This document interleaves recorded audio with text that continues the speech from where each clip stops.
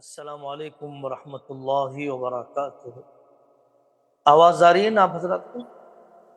جی مفتی صاحب جی آ رہی۔ وعلیکم السلام۔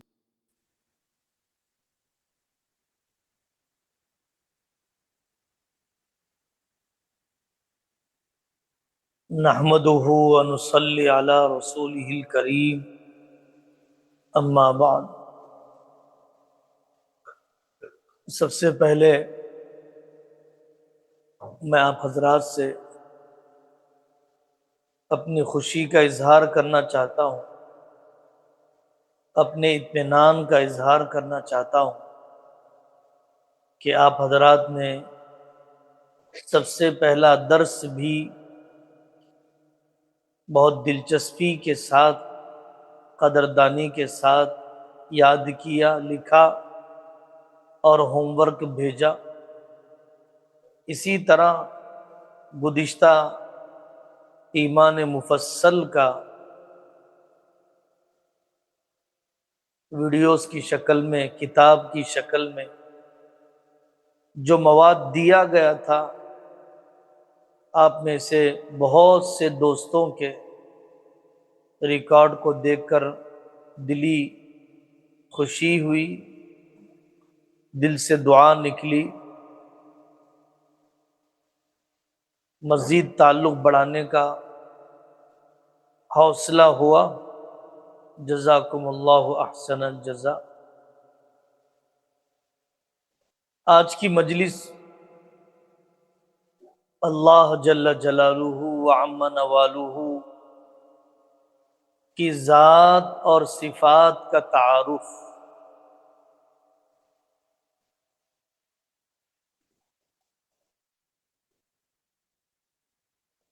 اس موضوع کے کئی حصے ہیں۔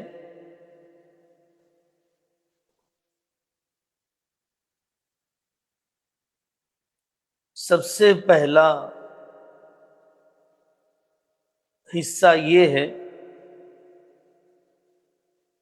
کہ اللہ جل جلالہ وعم نوالہ کا وہ تعارف جو قرآن کراتا ہے، نہایت سادہ،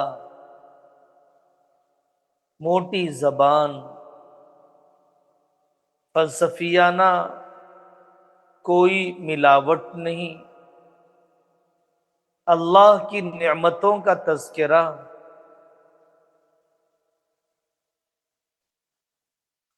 اللہ کی ذات کو اس درجے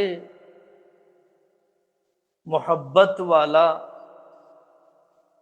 اور ان کی ساری صفات والا مان لینا چاہیے۔ پوری انسانیت کو جتنا قرآن نے ذکر کیا ہے،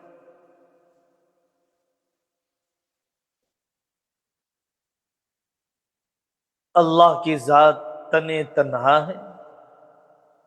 قل هو اللہ احد اللہ الصمد لم یلد ولم یولد ولم یکن لہ کفوا احد۔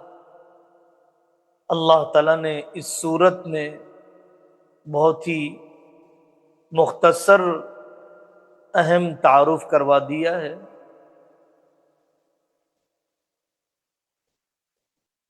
اللہ کی ذات یکتا ہے، لیس کمثلہ شیء، ان کے جیسا کوئی نہیں ہے۔ وہ کسی کے باپ نہیں، وہ کسی کے بیٹے نہیں، اور ان کی کوئی بیوی نہیں۔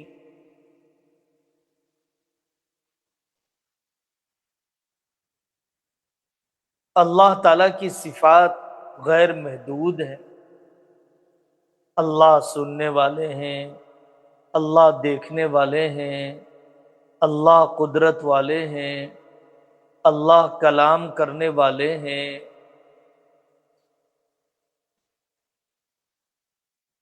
یہ جو 99 نام یاد دلائے جاتے ہیں،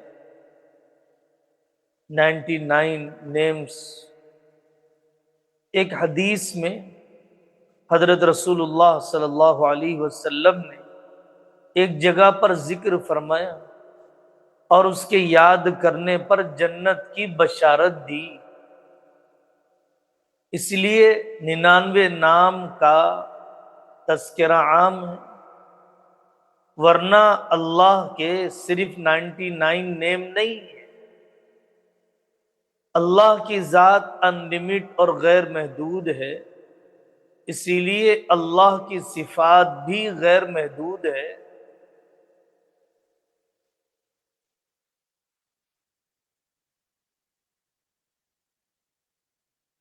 اللہ کی ذات کا وہ تذکرہ جو صوفیاء کرام فرماتے ہیں اور جو تذکرہ طارق جمیل صاحب دام برکاتہم بکثرت فرماتے ہیں، اور وہ تذکرہ جو ہمارے حضرت مولانا شفیع الدین صاحب نقشبندی ندوی دامت برکاتہم فرماتے ہیں، اصل وہ انداز غالب رہنا چاہیے، محبت بڑھانے والی، عظمت کا احساس بڑھانے والی، سن کر ٹوٹ کے چاہنے کو جی چاہے، توبہ کرنے کے جذبات ابل جائے.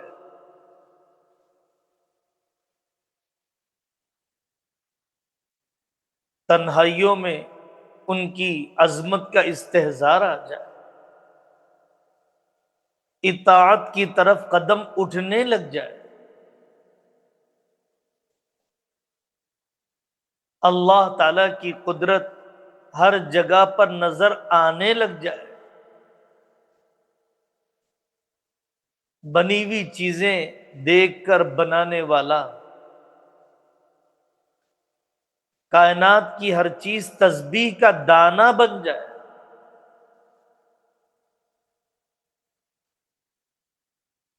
انسان آج اس معرفت سے محروم ہے، بیکٹیریا سے ڈرتا ہے لیکن بیکٹیریا کے بنانے والے اللہ سے نہیں ڈرتا.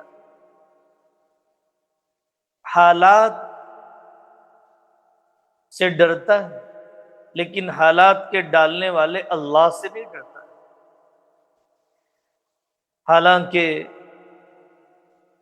ایک کتے کو پتھر مارا جائے تو وہ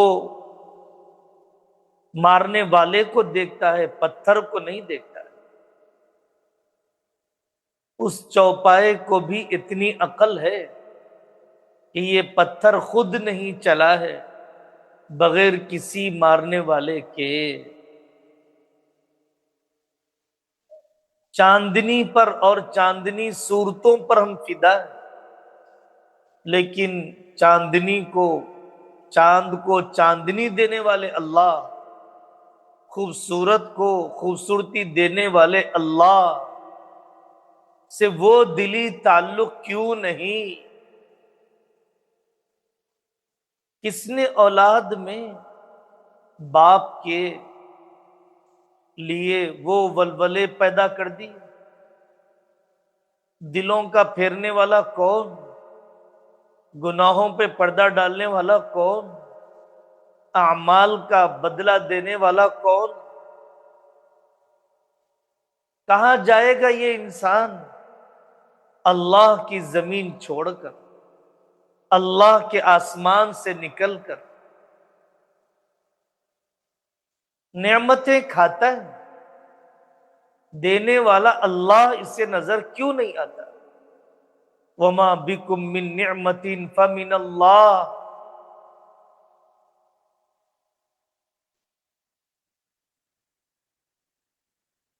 بادشاہوں کے دبدبے کو سن کر مرعوب ہو جاتا ہے، لیکن ان بادشاہوں کے پیدا کرنے والے اللہ، ان کے چلانے والے اللہ کی طرف توجہ ہی نہیں جاتی. کوئی فرعون اللہ کی قدرت کے باہر نہیں، کوئی قارون اللہ کی قدرت کے باہر نہیں. اللہ کی قدرت کی وسعت کے تذکرے. چاند اتنا بڑا ہے، اس کا بنانے والا اللہ کتنا بڑا ہے. ایک ایک پلانٹ اتنا بڑا ہے، اس کا پیدا کرنے والا کتنا بڑا ہے. ماں کی اتنی محبت ہے، اللہ کی کتنی محبت ہوگی. ایک شیر ببر پر یہ رعب اور جلال ہے، ان کے پیدا کرنے والے اللہ پر کیا جلال ہوگا. ایک معمولی انسان احسان کی قدر کرتا ہے تو اس پر انعام دیتا ہے، ٹپ دیتا ہے. سب کے پیدا کرنے والے اللہ کتنے شکور ہیں، عبادت کی قدر کرنے والے. قرآن کریم میں قوم سمود، قوم عاد، بڑی بڑی قومیں 70-80 فٹ کے لمبی لمبی عمریں اللہ تبارک و تعالی نے کیسے تباہ کیا. کأنہم اعجاز نخل خاویہ. اللہ کے یہاں ہوا کے خزانے، بیماریوں کے خزانے، زلزلوں کے خزانے، رزق کے خزانے. وما كان عطاء ربك محظورا. اللہ حکمت والے ہیں، کوئی بیوقوف نہیں، اندھے کی لاٹھی نہیں. اللہ تعالی کا علم بہت ہے، ہم تصور نہیں کر سکتے. اسماء حسنہ کی تجلی ہے پوری کائنات، عکس ہے، ریفلیکٹ ہے.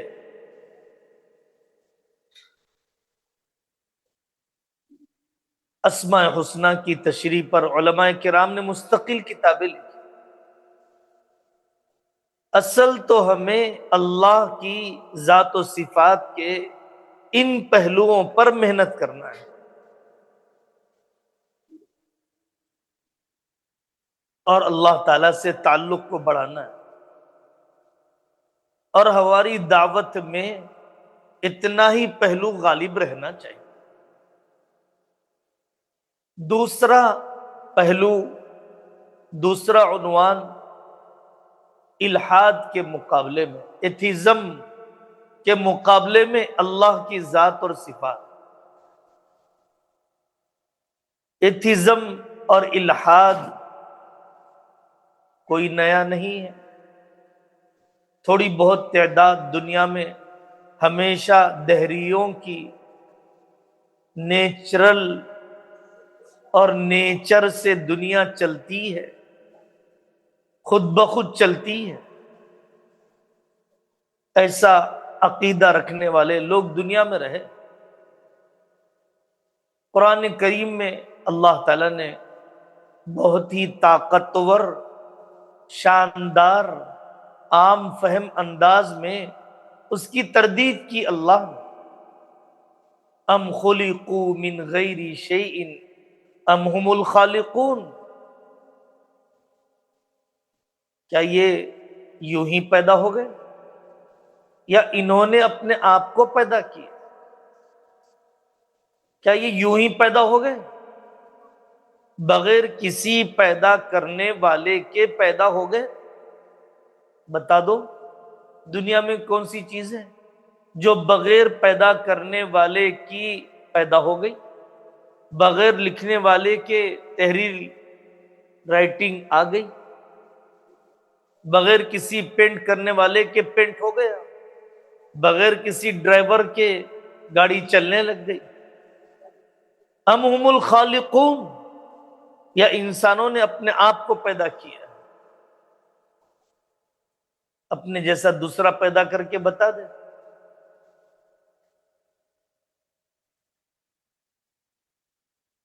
اصل الحاد کوئی مذہب نہیں، زندگی کے کچھ حالات اور کچھ مایوسیاں، کچھ بیزارگیاں، اور بعض مرتبہ مذہب کے نام پر ہونے والا ظلم لوگوں کی مینٹلٹی چینج کر دیتا ہے اور وہ انکار خدا کی طرف آ جاتے ہیں۔ ہوس کے بندے، شہوت کے بندے، شکم کے بندے، پیٹ کے غلام، آزادی کی زندگی چاہنے والے خدا کے انکار کی طرف آ جاتے ہیں۔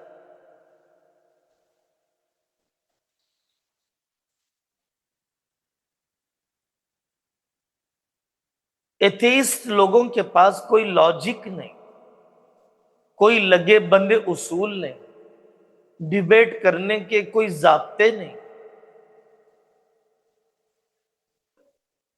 وہی پوچھنے لگتے ہیں کہ اللہ ہے تو بتاؤ نظر کیوں نہیں آتا؟ ایک عام سوال ہے، اللہ ہے تو بتاؤ نظر کیوں نہیں آتا؟ کیا ہر موجود چیز کا نظر آنا ضروری ہے؟ عقل موجود ہے نظر آتی ہے، شوگر بی پی موجود ہے نظر آتا ہے، روح موجود ہے نظر آتی ہے، موت موجود ہے نظر آتی ہے، ریز فون سے نیٹ ورک تک شعائیں جا رہی ہے نظر آتی ہیں، ہزاروں سیلز ہیں کیا نظر آتے ہیں؟ ہر موجود چیز کا نظر آنا، مشاہد ہونا ضروری نہیں ہے۔ بہت سی موجود چیزیں انسین ہیں، نہیں دکھائی دیتی۔ ایتھیسٹ بھائی کہتے ہیں اگر کوئی خدا ہے، غزہ کے بچوں کو کیوں مارا جا رہا ہے؟ ظالموں کو موقع کیوں مل رہا ہے؟ تو بھائی اس دنیا کو اللہ نے اطمینان کی جگہ نہیں بنایا، امتحان کی جگہ بنایا، خود اللہ نے بتلا دیا۔ تو اللہ تعالی یہ امتحان لیتے رہتے ہیں۔ اللہ ہے، طوفان کیوں آتے ہیں، زلزلے کیوں آتے ہیں، وہ تکلیف کیوں دیتا ہے انسانوں کو؟ انہوں نے صحت کے ساتھ بیماری رکھی، زندگی کے ساتھ موت رکھی، جوانی کے ساتھ بڑھاپا رکھا، نعمت کے ساتھ مصیبت رکھا، اس لیے کہ وہ آزمانا چاہتے ہیں۔ صرف ایک ہی چیز ہو تو امتحان کیسے؟ پازیٹیو، نیگیٹو، اے بی سی سب آپشن ہو تبھی امتحان ہوتا ہے۔ ان بھائیوں کی طرف سے سوال ہوتا ہے کہ اللہ نے یہ کیوں کیا، وہ کیوں کیا؟ تو جواب قرآن نے دیا، لا یسأل عما یفعل وہم یسألون۔ ہماری کیا اوقات ہے کہ ہم اللہ سے سوال کریں کہ آپ نے فلانا کام کیوں کیا؟ ہم تو کسی گھر میں کرایہ دار ہوں تو مالک کے مکان سے نہیں پوچھ سکتے، کسی کمپنی میں نوکر ہوں، مینیجر ہوں، اونر سے نہیں پوچھتے، اللہ سے ہم کیسے پوچھ سکتے ہیں؟ ہم سے پوچھا جائے گا، ہم سے پوچھا جائے گا۔ اسی قسم کے اور سوالات بھی ہیں، مستقل کتابیں اس پر لکھی گئی۔ دعا کرنا چاہیے، حالات آتے ہیں تو وہ بھی اللہ ہی کو پکارتے ہیں، آگ بھڑکتی ہے بستیوں میں اللہ کو ہی پکارتے ہیں، بارشیں برستی ہے تو اللہ ہی کو پکارتے ہیں، کیونکہ فطرت میں، انسان کے اندرون میں اللہ کی محبت ہے۔ بے چین رہتا ہے یہ دل اللہ تعالی کی ذات پر ایمان لائے بغیر۔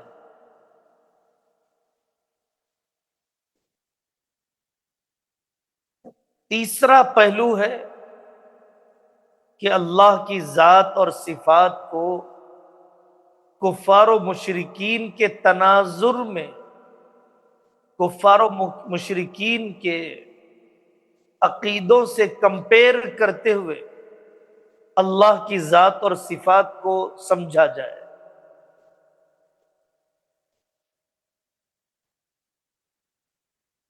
اللہ کی ذات ایک ہے،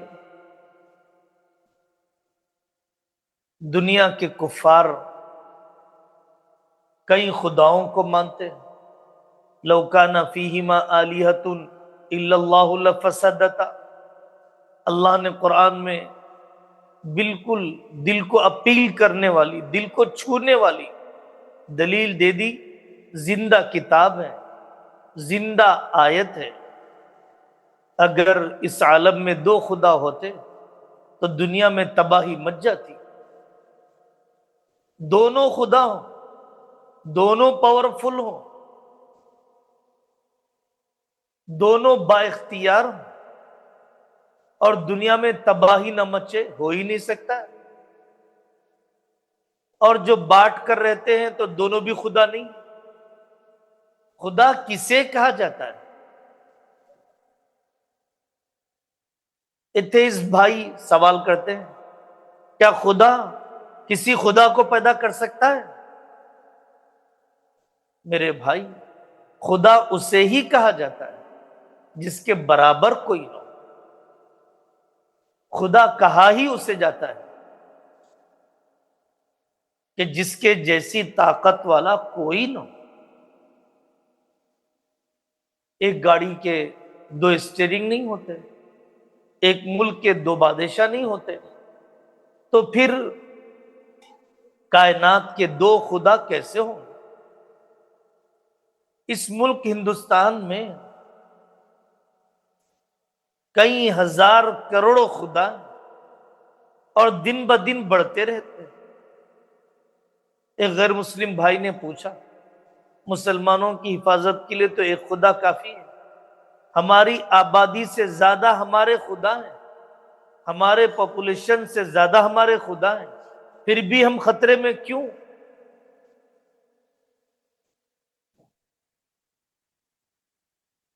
تو کفار و مشرکین کہ یہاں اللہ کی ذات کو جیسے سمجھا جانا چاہیے ویسے نہیں سمجھا گیا۔ پوجا کرنے لگ گئے درخت کی۔ وہ لوگ کہتے ہیں کہ درخت خدا نہیں، لیکن خدا کی قدرت ہے درخت، اس لیے ہم خدا کی عبادت کریں گے۔ گائے خدا نہیں، لیکن خدا کی قدرت ہے، اس لیے ہم گائے کی عبادت کریں گے۔ سمجھنا یہ ہے کہ واقعتاً اللہ کی قدرت ہے، لیکن اللہ کو چھوڑ کر جہاں پر اللہ کی قدرت ظاہر ہو رہی ہو اس کی عبادت کرنے کا کس نبی نے، کس آسمانی کتاب میں حکم دیا گیا؟ ماں باپ زندہ ہیں اور آدمی ان کے فوٹو کی عبادت کرتا ہو۔ ماں باپ زندہ ہیں، ان کی فوٹو اور تصویر کو دودھ پلاتا ہوں۔ ماں باپ زندہ ہیں، ان کو تو چادر نہیں اڑاتا، لیکن ان کی تصویر کو مالائیں چڑھاتا ہوں۔ یہ کون سی عقل مندی ہے؟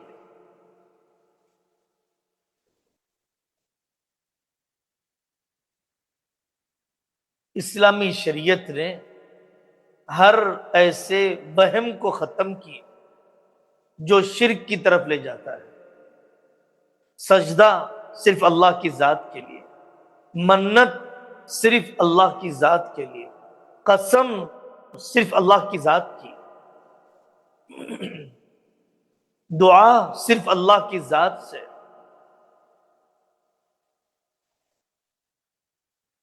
انتہائی دلی تعلق صرف اللہ کی ذات سے۔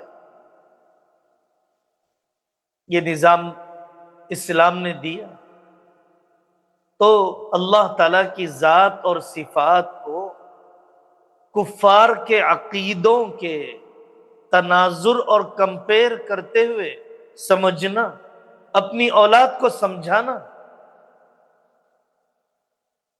یہ کیا ہے مورتیاں جس کی عبادت کرتے ہو؟ ایک آدمی زندہ تھا تو انسان تھا، مر گیا تو خدا بن گیا۔ دنیا میں بت پرستی کیسے آئی، ذہن میں رہنا چاہیے صاف طریقے سے۔ حضرت آدم علیہ السلام آئے، ایک اللہ کی دعوت دی، اور پوری دنیا اسلام پر تھی۔ ہر نبی نے اسلام کی طرف دعوت دی، شریعتیں تھوڑے سے فرق کے ساتھ بدلتی۔ شیطان نے اللہ کے نیک بندوں کے انتقال کے بعد ان کے چاہنے والوں کے ذہن میں ڈالا، کبھی تو یاد کرو، جمع ہو جایا کرو اپنے بزرگ کی یاد میں، ان کی تصویر تو بناؤ تاکہ آئندہ کی نسلوں کو بتا سکو، ان کا بوسہ تو لے لو پیشانی کا، بڑے مقدس لوگ تھے، ان کی قدم بوسی تو کر لو، پیروں کا بوسہ تو لے لو برکت حاصل کرنے کے لیے۔ اس کے بعد مورتی پوجا دنیا میں شروع ہو گئی۔ ہندو مذہب کی کتابوں میں بھی مورتی پوجا کی تلقین اور تبلیغ کبھی نہیں کی گئی۔ برہمنوں نے اپنا پیٹ پالنے کے لیے، چڑھاوے حاصل کرنے کے لیے مورتی پوجا شروع کی۔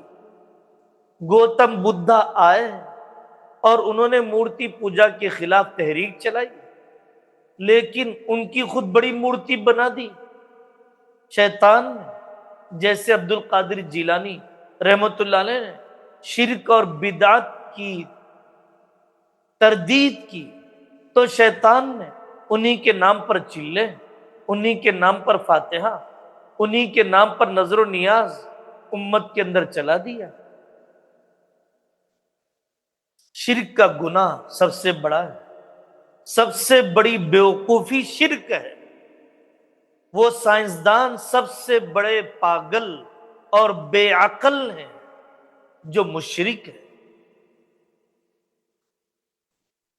آسمانوں میں گئے، اللہ کو نہیں پہچانا، اس سے بڑی بدنصیبی کیا ہے؟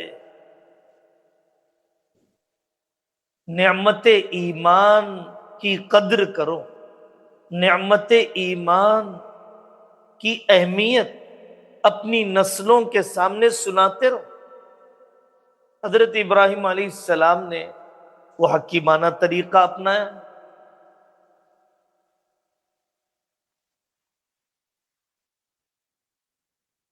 کہ یہ ستارے میرے خدا نہیں ہیں، ڈوبنے والے جو کسی کے چلانے سے چلتے ہیں، وہ کیسے خدا ہو سکتے ہیں؟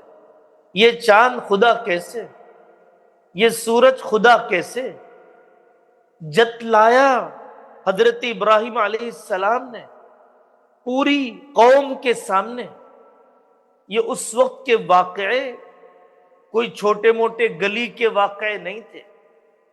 حضرت ابراہیم علیہ السلام نے پوری قوم کے سامنے توحید کو کھولا ہے، مورتی کو توڑ دیا، گلے میں لٹکا دیا۔ پوچھ لو ان سے کس نے ان کو توڑا ہے؟ آج بھی ملکوں میں مندروں کا چندہ چوری کیا جا رہا ہے، خزانے چوری کیے جا رہے ہیں۔ پوچھ لو اپنے خداؤں سے کس نے چوری کی ہے؟ اللہ تعالی ایسے حادثے کرواتے رہتے تاکہ شرک کی بنیادیں کھوکھلی نظر آئیں پوری انسانیت کو۔ پانی میں سفر کرتے کفار مکہ، آٹے وغیرہ کی مورتیاں بناتے، بھوک لگنے پر کھا لیتے، پکارتے وہ اللہ ہی کو۔ آخر میں ہؤلاء شفعاؤنا عند اللہ، ہم ان مورتیوں کی پوجا اس لیے کرتے ہیں کہ یہ اللہ کے پاس ہماری سفارش کریں گے. ڈائریکٹ نہیں جا سکتے ہمیں جانا پڑے گا ان مورتیوں کے واسطے سے. ڈائریکٹ نہیں جا سکتے، جانا پڑے گا عبد القادر جیلانی کے واسطے سے. کس نے کہا، کب کہا اللہ نے کہ ڈائریکٹ تم نہیں آ سکتے؟ میرے بھائیوں، نعمت اسلام کی قدر سمجھو. اللہ تعالی رحمان ہے. بسم اللہ الرحمن الرحیم، الحمد للہ رب العالمین. کیسے اپنائیت کے جذبے ابلتے ہیں. اور وہاں دانت نکلی ہوئی مورتی، پیر کے نیچے کسی لاش کو دبانے والی مورتی، اور بھیانک قسم کے ہتھیار لیے ہوئے مجسمے. اس سے کون سا تصور آدمی کے ذہن میں آتا ہے؟ ڈراؤنا، خوفناک. اور ادھر قرآن نے ان رحمتی وسعت کل شیء، الرحمن علم القرآن. محبت والا تصور آتا ہے خدا کا اسلام کے اس چوکھٹے میں جو اسلام نے اللہ تعالی کی ذات کا تعارف کا پیش کیا ہے.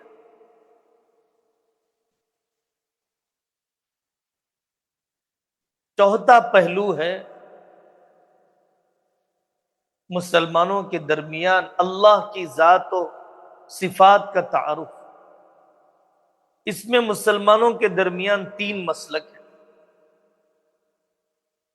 جیسے فقہ کے 4 مسلک ہیں، امام ابو حنیفہ، امام شافعی، امام احمد بن حنبل، امام مالک رحمت اللہ علیہم اجمعین.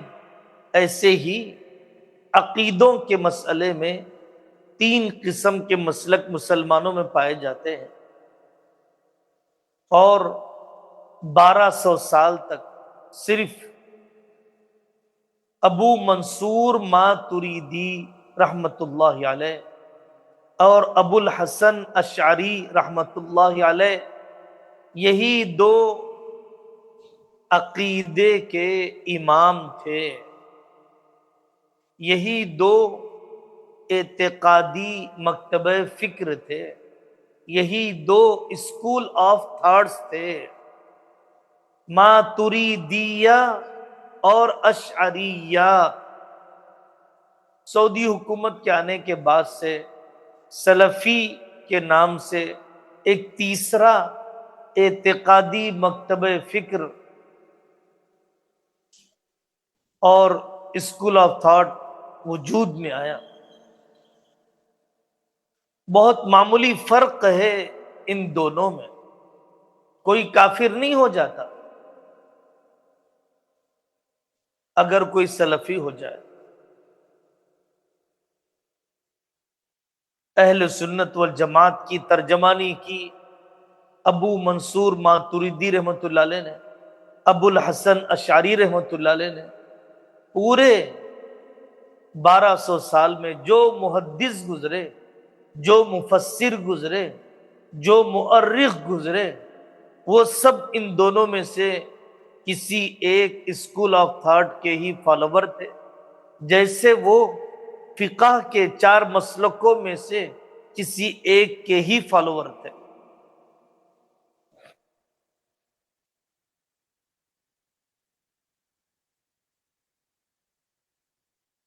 عقیدے کے وہ مسئلے جو ضروریات دین کہلاتے ہیں، عقیدے کے وہ مسئلے جن کو متواتر حدیثوں سے ثابت کہا جاتا ہے، عقیدے کے وہ مسئلے جو ہر عام مسلمان بھی جانتا ہے، اس کے انکار کرنے سے آدمی کافر ہوتا ہے.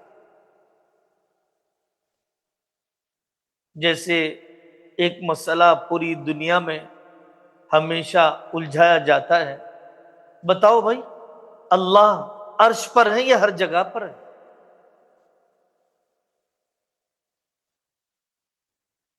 اس سلسلے میں 2 رائے ہیں، دونوں صحیح ہیں کہ اللہ کی ذات تو عرش پر ہے، لیکن اللہ کا علم ہر جگہ پر ہے۔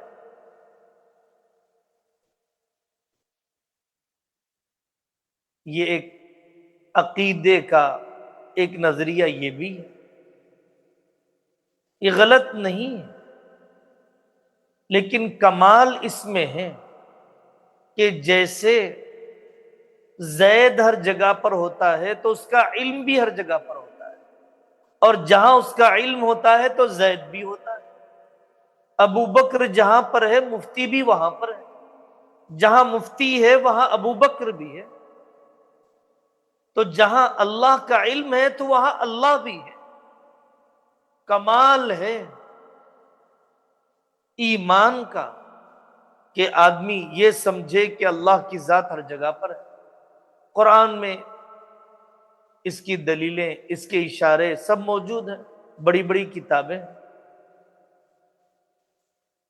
میں صرف یہ بتلانا چاہتا ہوں کہ عقیدے کے یہ دونوں پہلو ایسے نہیں ہیں کہ کوئی آدمی کافر ہو جائے یا اس کے لیے ہم مہم چلائیں، دونوں درست ہیں، لیکن کمال کا درجہ وہ ہے کہ اللہ کی ذات کو ہر جگہ پر یقین کیا جائے۔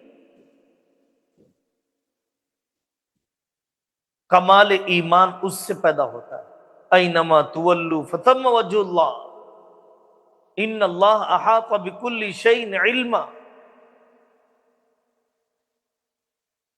دل میں ایک وسوسہ ڈالا جاتا ہے، کیا اللہ پاخانے میں بھی ہے؟ کیا اللہ بیت الخلا میں بھی ہے؟ کیا اللہ ہمارے پیٹ میں بھی ہے؟ کیا اللہ ہمارے خون میں بھی ہے؟ ہاں ہے، لیکن ایسا نہیں کہا جاتا، اس لیے کہ اس میں بے ادبی، پاخانہ، ٹوائلٹ، خون، یہ سب انسانوں کے اعتبار سے ہے، اللہ کے لیے تو کچھ نہیں۔ اللہ کی ذات نور ہے۔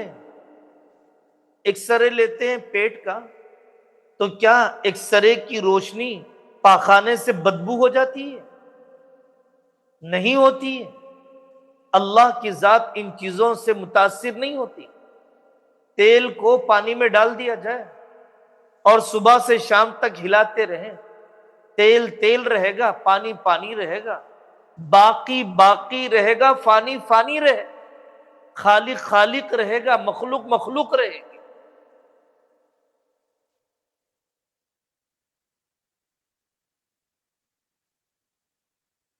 کسی وزیر اعظم سے کہا جائے، کسی مدرسے کے پرنسپل سے کہا جائے کہ مولانا آپ پرنسپل ہیں، مدرسے کے ٹوائلٹ کے بھی پرنسپل ہیں، مدرسے کے حمام کے بھی پرنسپل ہیں، مدرسے کی نالیوں کے بھی پرنسپل ہیں، تو کیا غلط ہے؟ بالکل وہ پرنسپل ہے، ان چیزوں کا بھی پرنسپل ہے، ان چیزوں کا بھی ناظم ہے، لیکن یہ بے ادبی ہے کہ اس طرح کی تعبیر کو اپنایا جائے۔ سیکھنے کی چیزیں اللہ سے کیسے ادب اپنائیں، اللہ سے کیسے ادب اپنائیں۔ حضرت ابراہیم علیہ السلام نے کیا فرمایا؟ وَإِذَا مَرِضْتُ فَهُوَ يَشْفِينِ، جب میں بیمار ہوتا ہوں تو اللہ شفا دیتے ہیں۔ تو بیمار کون کرتا ہے؟ بیمار بھی اللہ ہی کرتے ہیں، لیکن کیوں نہیں کہا حضرت ابراہیم نے اللہ بیمار کرتے ہیں اللہ شفا دیتے ہیں؟ بے ادبی ہے کہ اس کو منسوب کیا جائے اللہ کی طرف، ورنہ واقعے کے مطابق حضرت عیسیٰ علیہ السلام کی اللہ سے ہم کلامی ہے، قیامت کے دن بات کریں گے وہ۔ اللہ تعالی سے بات کرنے کا ادب، تنہائی میں کپڑے ضرورت سے زیادہ نہیں کھولتے تھے وہ لوگ، اللہ کے نیک بندے جن کے اللہ کے ساتھ ہونے کا یقین ہوتا۔ حضرت ابو بکر اپنے واش روم میں چادر رکھ لیتے صرف ادب کی وجہ سے۔ مسیح اللہ خان صاحب رحمۃ اللہ علیہ کبھی پیر پھیلا کر سوتے ہوئے نہیں دیکھا گیا، صرف اس لیے کہ اللہ کی عظمت کا غیر معمولی استحضار۔ تو ہمیں زیادہ دور نہیں جانا ہے، ایک مسئلہ عقیدے کا میں نے ذکر کر دیا، اعتدال آ جائے، سارے پہلو آپ کے سامنے رہے۔ آخری بات، اللہ کی ذات کے بارے میں ایسے کفریہ کلمات، ایسے بول بھی جاننا ضروری ہے جو آدمی کو اسلام سے باہر کر دیتے ہیں۔ اللہ بے رحم صاحب میرے بچے کو لے لیا، اللہ بڑا ظالم ہے، فلاں نے فرعون کو موقع دے رہا ہے، اللہ کو ایسا نہیں کرنا چاہیے تھا۔ یہ کفریہ بول ہے، اس کے بعد آدمی اسلام میں باقی نہیں رہتا۔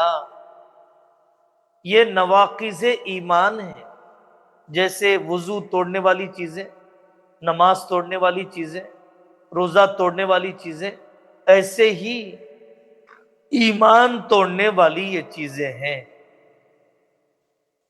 اللہ تعالی ہم سب کو اللہ کی ذات پر، اللہ کی صفات پر ایسا یقین اور تعلق نصیب فرمائے جیسے ہونا چاہیے۔ وآخر دعوانا ان الحمد للہ رب العالمین۔